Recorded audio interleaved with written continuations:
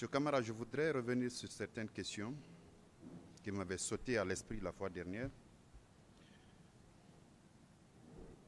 Et vous aviez dit que votre présence au stade du 28 septembre, ce 28 septembre 2009, c'était dans le but d'accomplir un devoir de sortie. Vous confirmez cela? Oui, monsieur le procureur. Bien. Ensuite, lors de vos explications, vous avez dit, entre autres, que c'était pour encadrer la manifestation. Vous le confirmez aussi? Encadrer?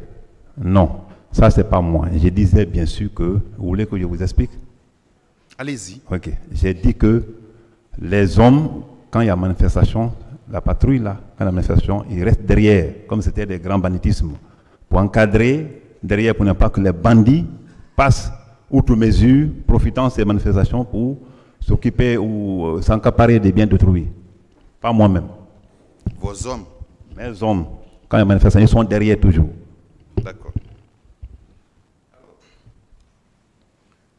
Lors des manifestations et de toutes ces réunions publiques-là, il y a un schéma classique qui voudrait qu'il y ait dans un premier temps des ordres initiaux qui sont donnés par l'autorité civile ou militaire selon les cas et des ordres opérationnels qui consistent à planifier les hommes.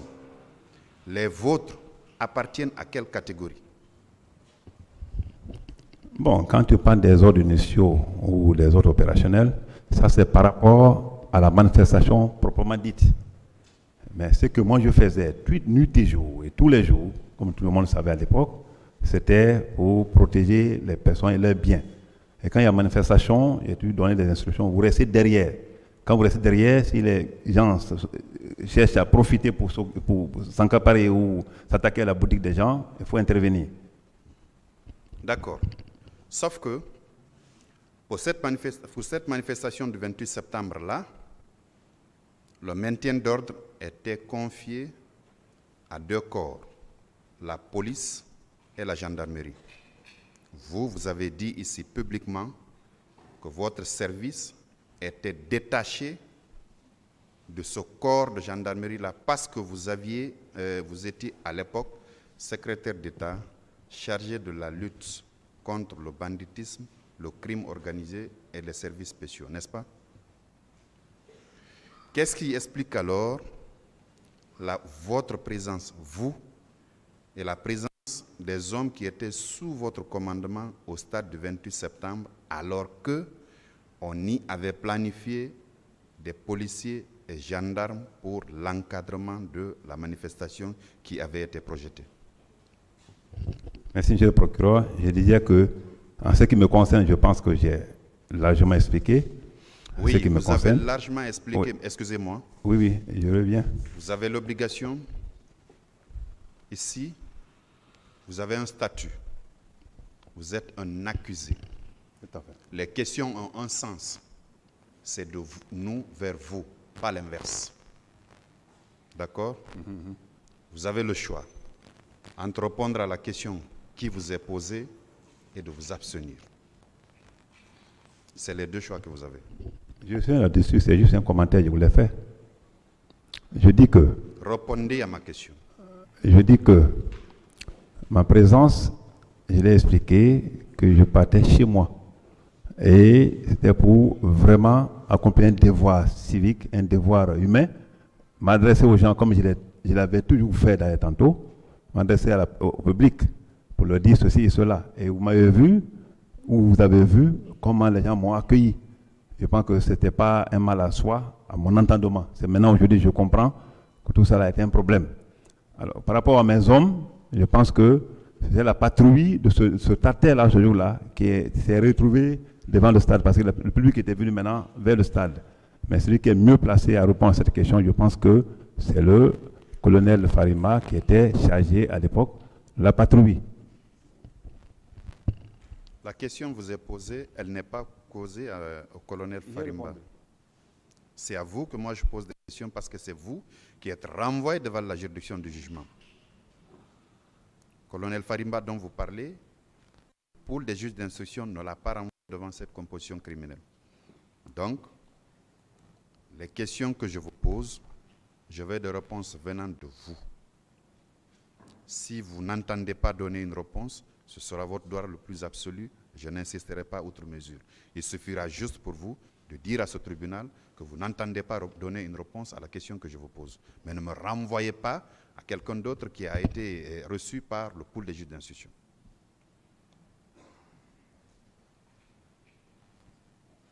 Je poursuis. Donc, parmi les ordres opérationnels qui avaient été donnés, vos hommes ne figuraient pas là, n'est-ce pas? Ni vous, ni vos hommes ne faisaient partie du plan opérationnel qui avait été élaboré pour l'encadrement de la manifestation. J'ai dit oui, le procureur, et j'ai donné l'explication. J'ai donné l'explication déjà, j'ai dit que cet ordre opérationnel par rapport au maintien d'ordre, non, mes hommes ne faisaient pas partie. Mais par rapport à notre mission régalienne de tous les jours, et ils étaient là pour, comme j'avais toujours dit, il y a manifestation, vous restez derrière pour voir si quelqu'un ne va pas s'attaquer à la boutique d'autrui, comme ça a été toujours le cas. Parfait. Alors, vous étiez commandant au moment des faits, n'est-ce pas? Excusez mon ignorance. Quel est le grade qui vient après celui de commandant? Le lieutenant-colonel. Voilà. Vous êtes passé à ce grade-là, lieutenant-colonel, à quel moment? Fin 2009. Fin 2009, je pense. Fin 2009. Ouais. Je peux considérer au mois de décembre 2009. Je ne me rappelle pas, mais généralement c'est en novembre que les militaires passent en grade.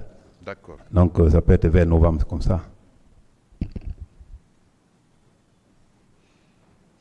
Ensuite, lieutenant-colonel, vous avez dit? Après lieutenant-colonel, c'est le grade de colonel qui arrive. Oui. Vous êtes passé à ce grade à quel moment? Je pense qu'il y a un avancement global de 2010, quand le Ségouba a passé la main à Chauge, le Ségouba a passé la main à Alpha Condé. Je pense qu'en ce moment-là, il y a un avancement global qui nous a fait passer aussi. Très bien. En fin 2009, quand vous passiez du grade de commandant au grade de lieutenant-colonel, ça se fait par décret, n'est-ce pas? Par décret? Oui, je pose la question. Si c'est par décret? Oui, je pense que oui. Voilà. À l'époque, qui a signé le décret qui vous a fait passer de commandant au grade de lieutenant-colonel? Général Ségouba Konaté. Général Ségouba Konaté. Oui. Très bien. En 2010, avant que M. Ségouba Konaté nous passe le témoin à M. Alpha Condé, c'est en ce moment que vous avez été promu colonel? Tout à fait. C'est par le même Ségouba Konaté que vous êtes passé à ce grade-là? Oui. Très bien.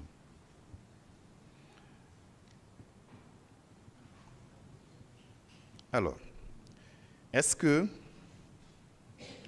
vous confirmez que c'est vous qui avez extirpé M. Sidia Touré des griffes de ceux-là qui le ruaient de coups? Je n'ai pas compris. Je demande si vous confirmez que c'est bien vous qui avez tiré M. Sidia Touré qu'on rouait de coups aux griffes de ceux-là qui lui donnaient ces coups-là. Vous le confirmez? Je ne comprends pas la fin de votre question. Que c'est moi qui ai tiré M. Sidia Touré d'où? J'ai cru entendre que on donnait des coups à M. Sidia Touré au moment où vous êtes venu le tirer de là. Ou bien je n'ai pas bien saisi? Non. C'est Jean-Marie Doré. Très bien. Donc vous confirmez quand même que c'est vous qui avez tiré M. Jean-Marie Doré des griffes de ceux-là qui voulaient vraiment en découdre avec lui? Oui, lui-même il a dit toujours, et c'est vrai. Voilà. Alors, non loin de là, se trouvait M. Sidia Touré dans une position très inconfortable aussi, qui a indiqué lors de son audition qu'il a vu des militaires, si mes souvenirs sont bons, violer une femme. Il s'est même écrié, est-ce possible? Qu'est-ce que vous faites? Vous n'aviez pas vu la scène là, vous? Je n'avais pas vu Sidia Touré. Je n'avais pas vu Sidia Touré au stade. En réalité, j'ai dit que... l'esplanade. Non, l'esplanade. C'est à l'esplanade que vous avez tiré M. Jean-Marie Doré, non? C'est pas... Pas à l'esplanade, c'est à l'intérieur, c'est-à-dire c'est bien à l'intérieur. Dans la grande cour. D'accord. Quand je sortais avec... J'étais avec juste à 5 mètres de la porte. Oui. Et l'autre là était de l'autre côté. Oui. Quand vous faites face à votre droite, c'est pas à l'esplanade. À l'esplanade, monsieur le procureur, je ne me suis pas arrêté. Et vous pouvez demander ceux qui sont encore vivants qui étaient dans ma voiture. À part de M. Selouda Diallo, Jean-Marie Doré, vous n'avez vu aucun blessé? À part de ceux que vous avez transportés dans votre voiture pour la clinique Ambroise Paré, vous n'avez vu aucun blessé? Aucun blessé, je l'aurais pris aussi. Je n'ai vu aucun blessé à part ceci. Mais j'ai entendu que le Sidia a été blessé, quelqu'un me l'a dit, vers la porte de Chauge, et j'ai dit, embarquez-les, vous envoyez à l'hôpital, s'il vous plaît. Il me l'a dit dans les frigo, il dit, mettez dans votre voiture, envoyez à l'hôpital. Et j'ai dit que je partais à Ambroise Paré, moi. Vous n'avez pas aussi vu des femmes en détresse qui cherchaient à se sauver, qui couraient dans tous les sens pour échapper à ceux qui voulaient soit les violer, soit administrer des coups? Vous n'avez pas vu des scènes de ce genre, des femmes qui couraient à tous sens? Monsieur le procureur, non. Excusez-moi, je n'ai pas fini. Qui étaient à moitié nus, d'autres nus complètement, parce que les images sont encore vivantes, c'est sur YouTube. Vous aimez beaucoup rappeler que quand vous êtes arrivé, il y a eu une scène de liesse suite à votre arrivée. Vous dites souvent de visionner YouTube, que c'est là-bas. Donc ces images-là aussi sont sur YouTube. Des femmes qui couraient à tous sens. Les unes à moitié nues, les autres complètement nues, ou les habits en lambeaux. Vous n'avez pas vu ça? C'est horrible, je n'ai jamais vu, sinon je l'aurais vraiment ramassé ces femmes-là, parce que les femmes sont très chères. Pourtant, les scènes se sont passées tant à l'intérieur du stade qu'à l'esplanade. Vous avez pris vous avez pris ces leaders-là à l'intérieur du stade, vous avez dit, n'est-ce pas? Vous avez fait le tour, vous êtes venu traverser toute l'esplanade pour les envoyer à la clinique Ambroise Paré. Vous n'avez pas vu cette scène? Monsieur le procureur, je pense que j'ai été clair. Si je voyais ces femmes-là, je jure sous mon serment d'officier et j'aurais arrêté ma voiture, m'occuper de ces femmes-là. À quelle heure approximative vous avez quitté le stade? Quelle heure approximative? Bon, comme je l'ai dit hier tantôt, 11h, 15h. Oui, comme j'ai dit hier tantôt, franchement, je n'ai pas chronométré, mais c'était dans l'après-midi. Et je n'ai pas pris de temps, malheureusement, au stade. Quand j'ai vu Dalin, je me suis retenu automatiquement. Dans l'après-midi? Dans l'après-midi, mais je ne peux pas dire exactement l'heure, car il ne faut pas mentir. Okay. Pourtant, les scènes dont on décrit ont eu lieu le matin et ça a continué. Et est-ce que vous avez trouvé le portail du stade grandement ouvert quand vous partiez pour récupérer ces leaders politiques-là? Oui, c'est pas sur le portail que les gens sont rentrés. Donc, naturellement, c'était ouvert. C'était ouvert. Oui. Vous avez eu accès à la pelouse du stade? Pas de tout. Comme je l'ai tantôt dit, j'ai rencontré celui qui sortait déjà vers la porte. Et il peut l'avouer ici. Il marchait, hein? Il n'était pas encore totalement blessé. Il n'était pas totalement blessé? Oui, je pense que oui. Parce que moi, je n'avais pas vu. Quand je l'ai vu, on parlait. Lui, moi, on a parlé. Oui. S'il y a des images, certainement. Lui, il sortait, vous rentriez? Oui, oui. Moi, je sortais et moi, je rentrais. On s'est croisés. Quand on s'est croisés, on s'est même arrêté un peu. Il m'a expliqué la scène. Et c'est ainsi que je l'ai dit, mon frère.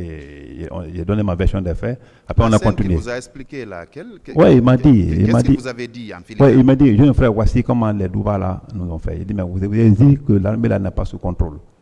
Et c'est vrai, ça c'était un mot qu'on s'est dit là-bas, lui et moi. Après, passé instantanément, hein, on s'est dit, on y va. Et les autres, il dit, d'autres sont sortis. Il m'a dit, d'autres sont sortis. Et entre-temps, nous sommes là, on regarde. À côté, Jean-Marie Doré, c'est la seule scène que j'ai assistée et j'étais obligé. C'est lui-même qui m'a dit, voilà. J'ai dit, bon, grand frère, attendez-moi, ne bouge pas. Je suis parti pour récupérer Jean-Marie Doré. Mais à quelques mètres, le bonhomme m'a braqué l'arme. Si je fais un pas, il va me tirer. Mais mon garde de corps s'est interposé, comme Jean-Marie l'a dit. Et puis, automatiquement, j'ai pris Jean-Marie Doré. Avant mon retour encore, comme il y avait ce Toïboué là, lui aussi, il était déjà en accroché avec d'autres groupes. Il peut le témoigner aussi. D'accord. De la conversation, la brève conversation que vous avez eue avec M. Selou Dalen Diallo, il nous a dit que à l'intérieur du stade, qu'il y avait des morts, qu'il y avait des blessés, qu'il y avait des femmes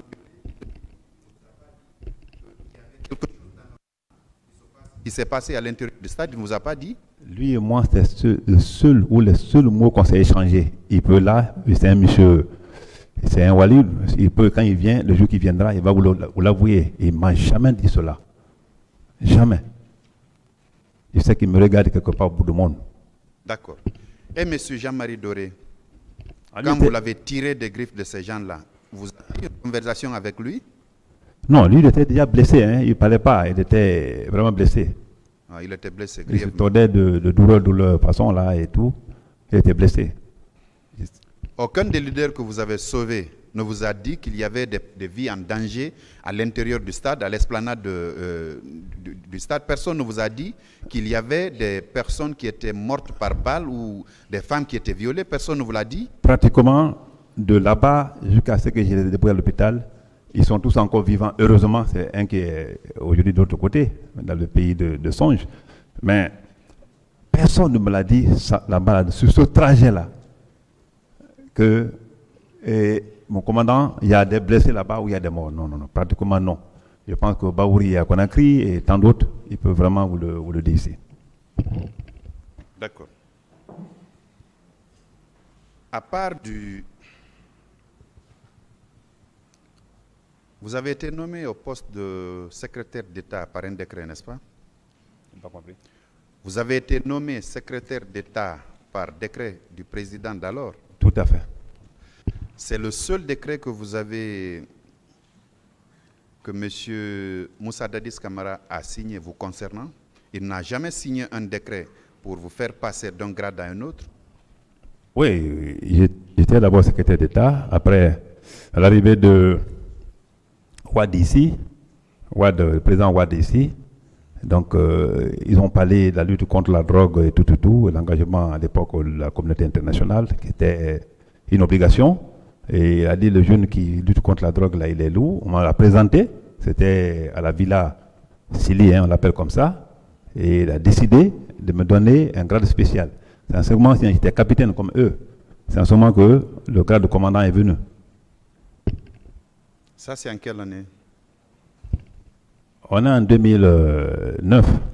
Au début, là, quand l'autre est venu, quand Wade est venu, quoi. Ça, c'est avant septembre? Loin avant septembre. Avant septembre? Oui. D'accord. Donc, quand le président Lansana Conté est décédé et que le CNDD s'empare du pouvoir, vous étiez, votre grade était? J'étais lieutenant. Lieutenant. D'accord. En fin 2009, ce n'est pas M. Moussa Dadis Camara qui vous a fait passer du grade de lieutenant-colonel, de commandant à lieutenant-colonel. Hein? Non, j'ai dit que c'était Sekouba Konaté, général. D'accord. Alors,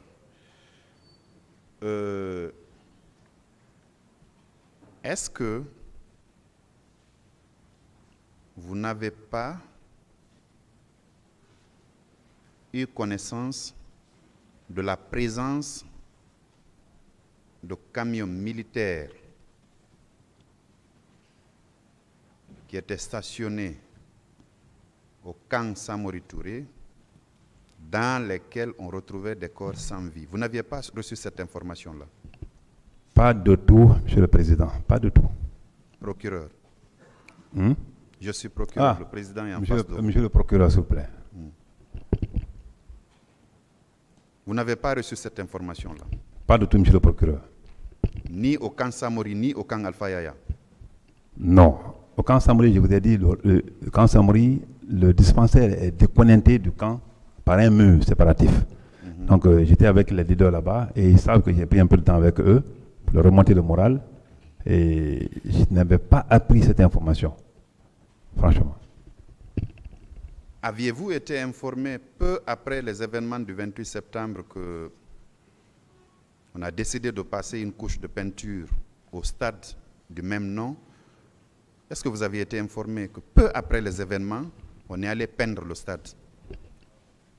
Après 13 ans, c'est un avocat qui l'a dit hier, et franchement, il tombait du nu parce que je n'avais aucune connaissance par rapport à ça, franchement. D'accord. Je pose la question parce que la dénomination de votre service renferme les expressions de services spéciaux. Et à mon entendement, quand on parle des services spéciaux, c'est bien les services de renseignement. À mon entendement, si je me trompe, vous allez me rectifier. Et que dans cette litanie-là, vous étiez à même d'avoir pas mal de renseignements que vous filtriez probablement en direction des autorités de la place. Est-ce le cas? C'est une question. C'est une question. Est-ce que les services spéciaux sont des services de renseignement? Et à ce titre, si oui, alors, quand l'objectif de ces renseignements-là, c'est de les recueillir en direction de l'autorité de nomination ou pas? Bon, Monsieur le Président, oui. Monsieur le procureur, oui. Ce sont des services de renseignement à son genre. Mais je voulais simplement vous dire que ce service a été créé pour un objectif bien donné. Le trafic international de drogue, plaque tournante, le trafic de drogue en Afrique de l'Ouest, la Guinée était ainsi. Donc, ce service a été créé par le capitaine Dadis en concert avec l'ambassade des États-Unis à l'époque, qui a donné les informations, donc les recommandations. Donc, et pour créer un service comme ça, il faut mettre à l'intérieur qui doit faire quoi. C'est ainsi que les trois éléments la composaient. Grand banditisme, comme il y avait vraiment des types partout. Et la lutte contre la drogue, ça c'était juste la partie opérationnelle par rapport à la drogue. Et les services spéciaux, comme ailleurs dans le monde, pour s'occuper uniquement des renseignements dans ce sens-là. Le sens de la drogue et le sens de la drogue et la grande recherche à ce niveau-là. Sinon, le pays est doté des services de renseignement intérieur et des services de renseignement extérieur. Donc, la dénomination de votre service ne concernait pas les renseignements généraux? Ne couvre pas les renseignements généraux et encore moins les renseignements extérieurs ou intérieurs. C'est spécifique pour la drogue, le grand banditisme et le crime organisé, c'est ça? Absolument. D'accord.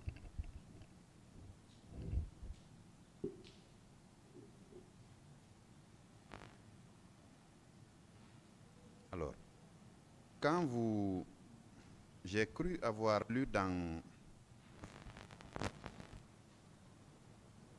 votre interrogatoire devant les juges,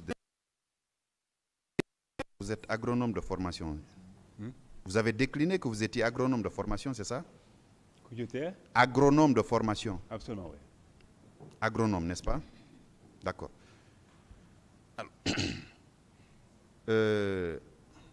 Comment vous êtes venu à la gendarmerie? D'abord, on a été recrutés, comme tout le monde, recrutés dans l'armée régulière. Et après la formation commune de base,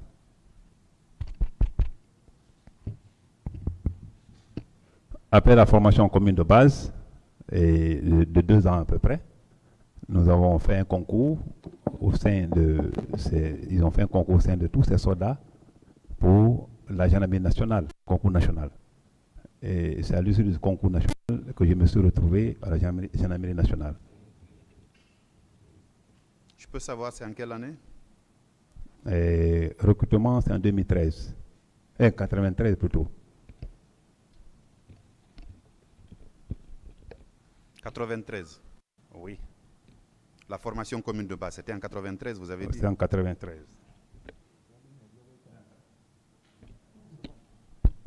Oui, c'était en 93. Vous avez fait la même formation commune de base que M. Moussa Dadis Camara? Non, ça c'est 90. Il est plus ancien que vous.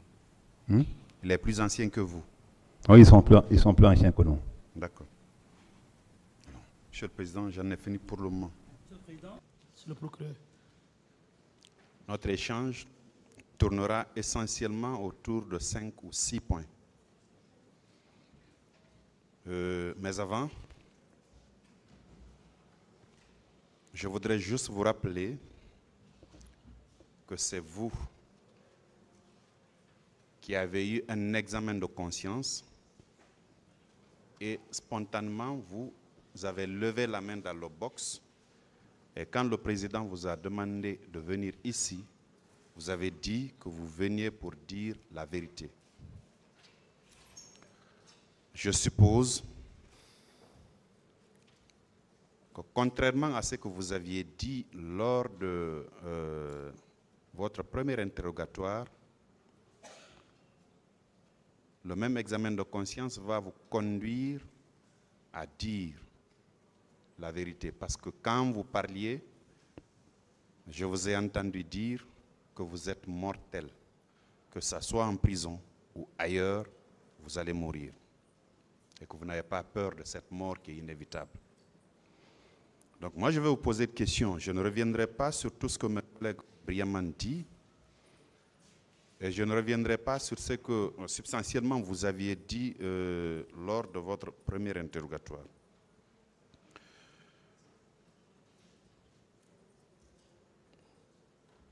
D'abord,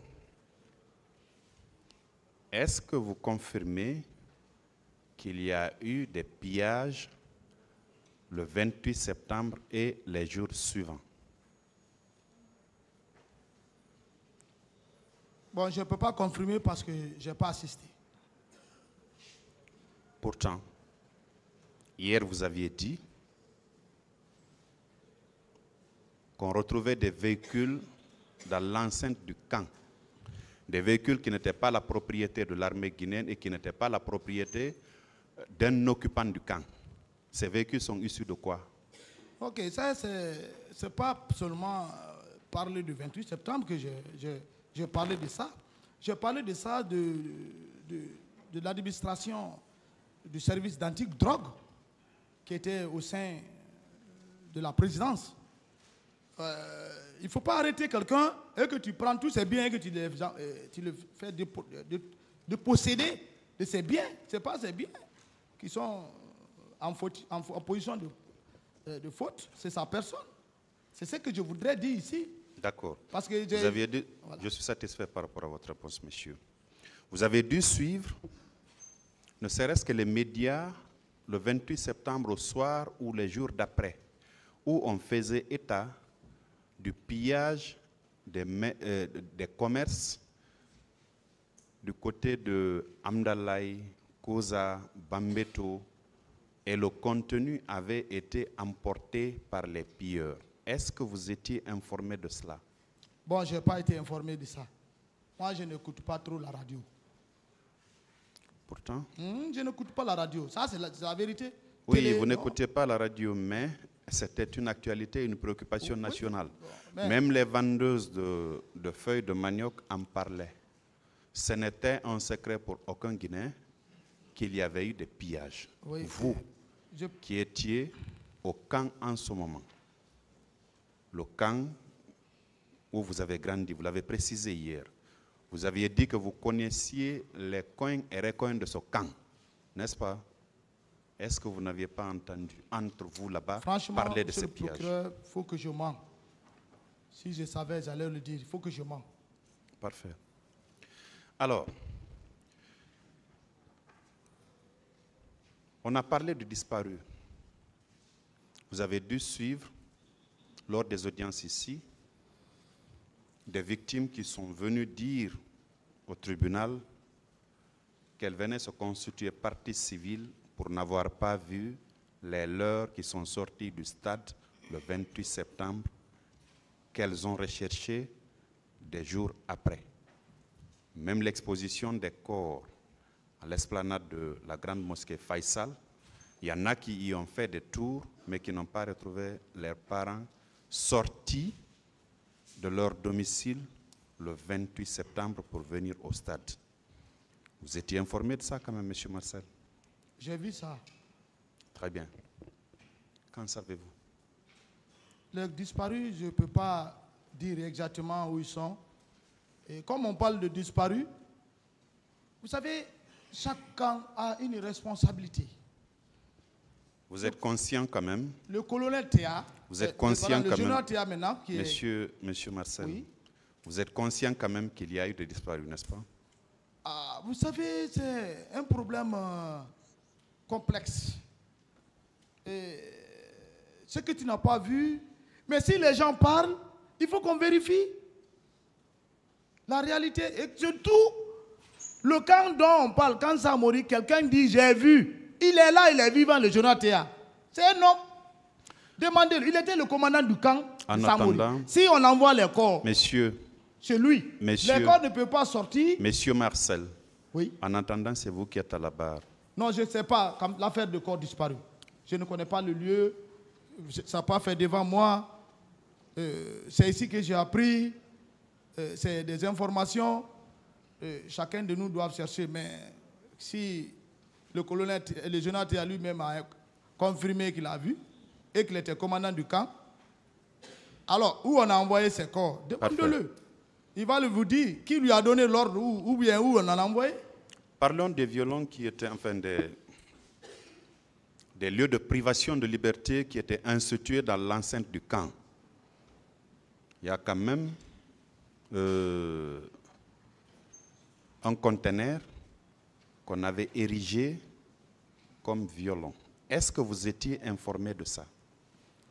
Bon, conteneur, je ne peux pas confirmer, il n'y avait pas de conteneur. Oui, mais vous étiez informé des violons quand même. Mais ça, c'est d'abord la preuve.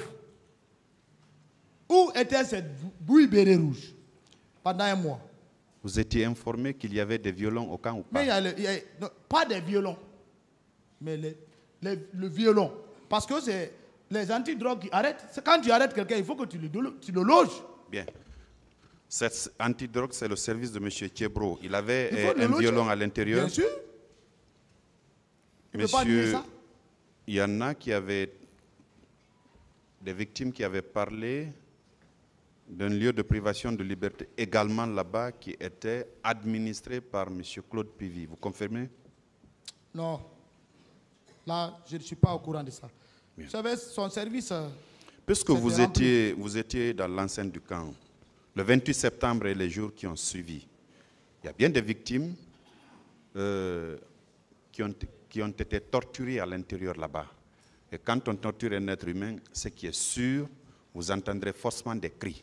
Vous étiez un membre, enfin, même si vous n'étiez pas membre du CNDD, vous l'aviez dit hier, mais vous étiez un homme influent du CNDD. Est-ce que vous aviez entendu les cris de détresse de ces femmes, Non, de ces hommes non. qu'on avait retenus contre leur volonté? Non, non, non. Si Le cela soir se fait du au 28 camp, septembre. si cela se fait au camp, certains vont parler. Hein. Le soir du 28 septembre, Non, vous n'avez pas entendu non, parler. non. Les jours qui ont suivi non plus. Non, je n'ai pas entendu de cris, de lamentations d'une personne qu'on est en train de torturer. Là, il ne faut pas qu'on ment. Monsieur Marcel, je voulais juste vous préciser que tout a un prix à la barre d'un tribunal. La bonne foi se paye et la mauvaise foi aussi. Moi? Je dis Oui. que tout a un prix à la barre d'un tribunal. La bonne foi se paye, la mauvaise foi aussi. Oui. Vous avez accepté volontairement. Mon collègue vous a précisé tout à l'heure que ce n'est pas le tribunal qui vous a appelé. C'est spontanément que vous avez levé votre main dans le box. Et quand le président vous a appelé, vous avez dit que vous voulez dire la vérité. Des victimes ont défilé ici, qui étaient retenues contre leur volonté dans l'enceinte du camp. Le camp qui abritait la présidence de la République à l'époque, où vous avez votre logement. Vous n'avez pas entendu les cris de détresse de ces gens-là? Franchement, je suis devant Dieu.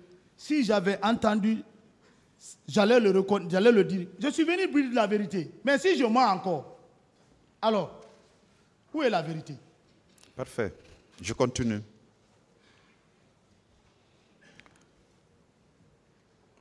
De la rentrée, enfin, quand vous êtes rentré au stade du 28 septembre, vous avez mis combien de temps à l'intérieur, approximativement? Ça n'a pas dépassé 15 minutes. Ça n'a pas dépassé 15 minutes. Très bien.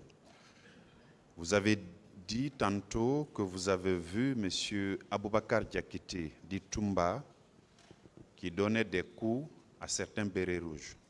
Vous le confirmez? Oui, je confirme. Bien. Comment vous étiez habillé? Moi? Oui, Comment j'étais habillé?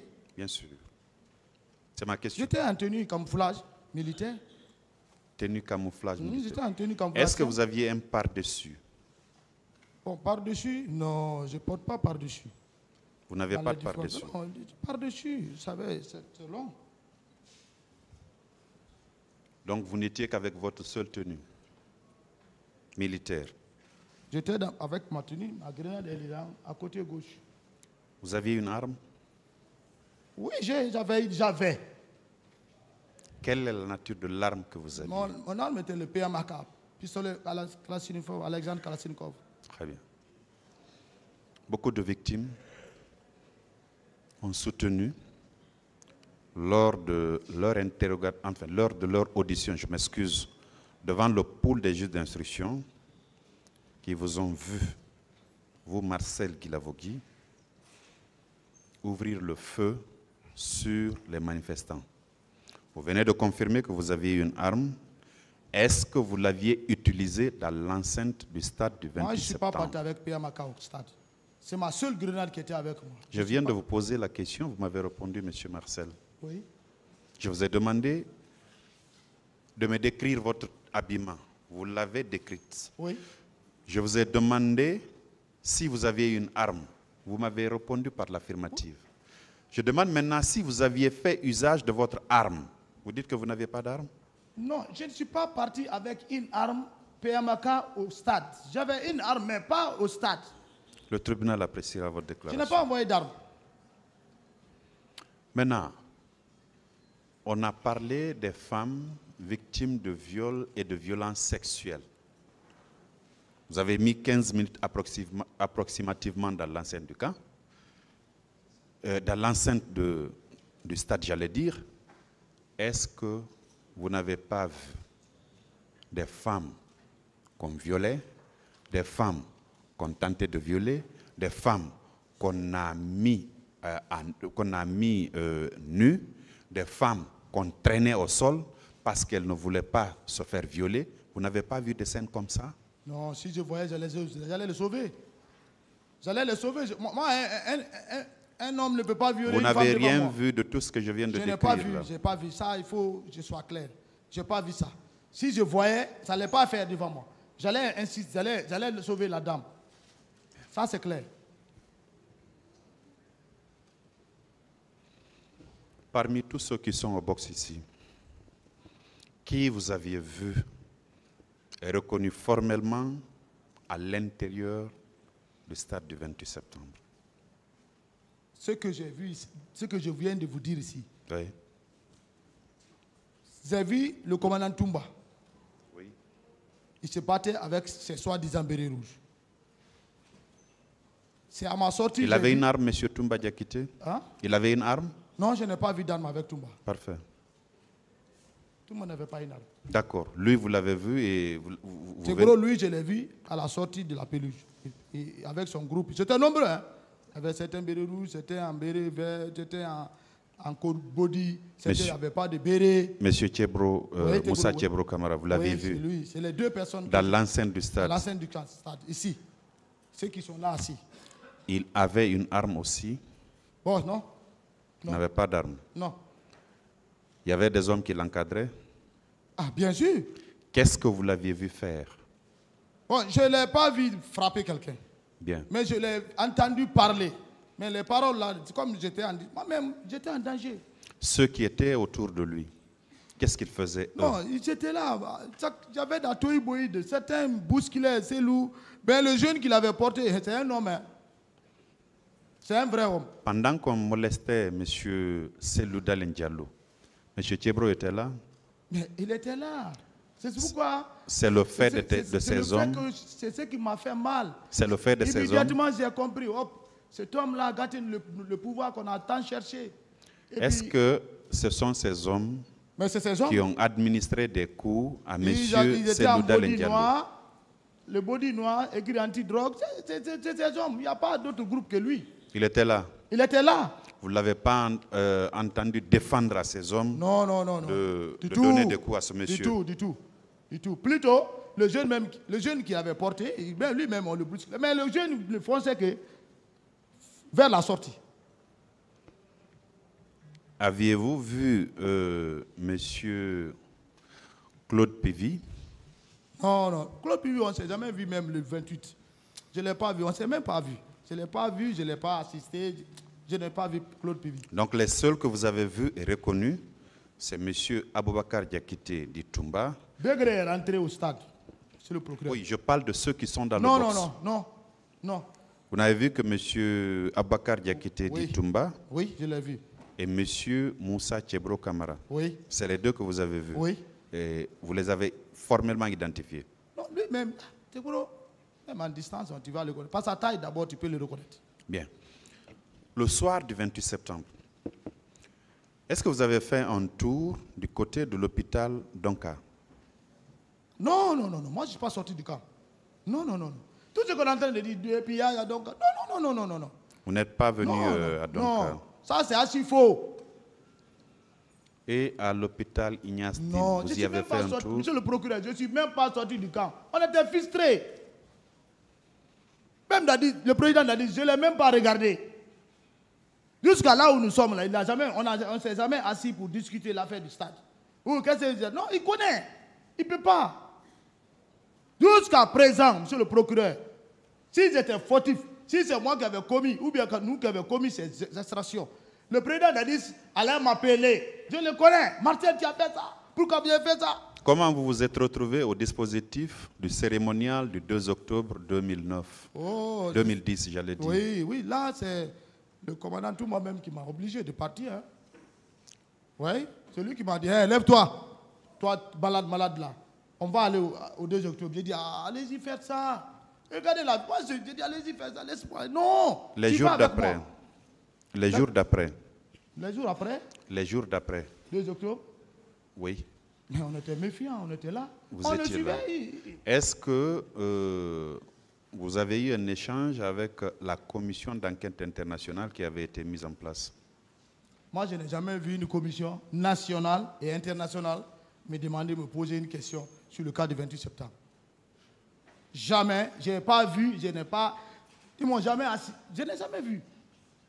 Personne ne m'a demandé. Avec le recul, M. Marcel Guilavogui, vous qui avez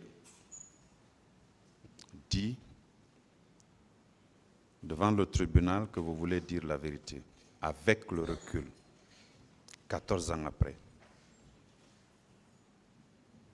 vous pensez que, est-ce que, en âme et conscience, vous êtes convaincu qu'il y a eu des morts au stade du 28 septembre et que ces responsables-là sont bien les bérets rouges qui étaient partis et les recrues de Kalea qu'on y avait envoyés pour les besoins de la cause.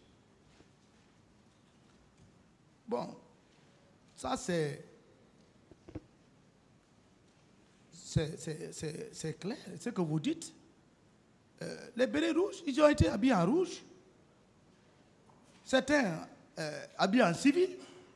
C'est les soldats, les recrues, qui n'ont pas encore accès à une formation mûre. Voilà. Pour vous? Voilà, parce que pour le groupe, vous, monsieur, quand je, au moins, me poser une question tout de suite, de voir qui j'ai vu au stade. Si au moins je reconnaissais un des gardes ou bien un élément de la présidence réelle, à part les groupes de Bégré. Mais eux-mêmes, je ne l'ai pas vu au stade, à l'intérieur. Parce que peut-être ils sont rentrés pour faire des trucs. Parce que c'est des brigands, c'est des barbares. Ça, il faut se dire la vérité. Mais Monsieur dire que c'est les bérets rouges qui ont fait, oui, peut-être on peut le dire, parce qu'ils étaient habillés en rouge. Les bérets rouges que M. Toumba, les bérets rouges auxquels M. Toumba donnait des coups, ces gens-là étaient armés, non? Bon, il y avait certains qui étaient armés, mais pas tout le monde. Logiquement, puisqu'il y a eu des morts à l'intérieur du stade du 28 septembre, ces gens-là étaient armés. Le fait pour M. Toumba de leur donner des coups, ça voulait dire quoi à vos yeux? C'était pour les encourager. Lorsqu'il y a des morts, est-ce qu'il y a eu des armes à l'intérieur? Mais par autopsie, on voit que c'est une balle qui a tué l'intéressé. Ceux qui avaient des armes, ce sont eux qui ont tiré sur les gens. Parfait. Donc, avec le recul, selon vous, qui est responsable? Quels sont ceux qui sont responsables des douloureux événements du 28 septembre 2009? Le président Dadis est responsable. Il est seul responsable, selon vous? Il est le seul responsable. Les recrues de Kalea qu'on avait envoyés là ne posaient aucun acte. Il commandait ses recrues, il est le responsable. Les bérets rouges qui étaient venus spontanément dans l'enceinte du stade. Dadis est responsable, le président Dadis est responsable. Parce que je ne connais pas ces bérets rouges. Comment je peux donner la responsabilité à eux? Merci, Monsieur le Président. Merci, Messieurs les assesseurs.